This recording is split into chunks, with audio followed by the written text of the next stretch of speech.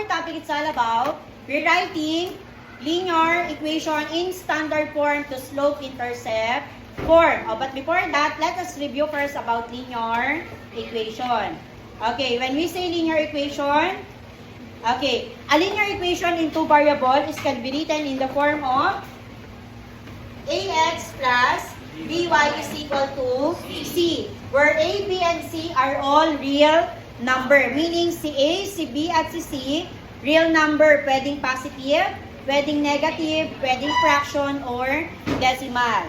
Okay, but where a and b, dapat hindi siya equal kay 0. Kasi pag nag-equal kay 0 yan, ibig sabihin, halimbawa si a equal kay 0, meaning si x mawawala yan, ilang variable na lang ang given? Isa, ang pinag-uusapan, linear equation in two variable. Kaya dapat, si A and B ay hindi maging equal kay 0. Okay, so how to identify if the given equation is an example of linear equation? Tignan mo yung exponent o yung degree ng variable. Based on the given, what are the given variables? X and? Ano yung exponent ng X? Exponent, anak. 1. Si Y? Okay, kapag 1 ang exponent nilang dalawa, linear equation ang tawag doon. Do you understand? And the graph of a linear equation is always a straight line. Okay, linear equation can be written in three ways. What are those? The first one is the general form. Ax plus by plus c is equal to 0. The second one is standard form, which is ax plus by is equal to, and then the last form is slope-intercept form. Y is equal to mx plus b. So our topic is how to rewrite the given standard form to slope-intercept form. So we have ax plus by is equal to c. I-rewrite natin as y is equal to mx plus b. Okay, by the way, how to identify if the given equation is written in standard form? Tingnan mo yung variable. Ano yung given na variable? X and kailangan magkasama sila sa left side. Nasa left side po ba? Okay, therefore, this is a linear equation in standard form. Kapag naman naka-y-intercept form, magkahiwalay ang variable. Dito, magkasama ba yung variable na x at y?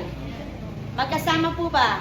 No. So, y-intercept form or what we call the slope-intercept form. Sa slope-intercept form, sino ang nauna or nasa left side? Y. Si y. Do you understand? Yeah. Okay, this time class, we're going to identify whether the given equation is an example of standard form or slope-intercept.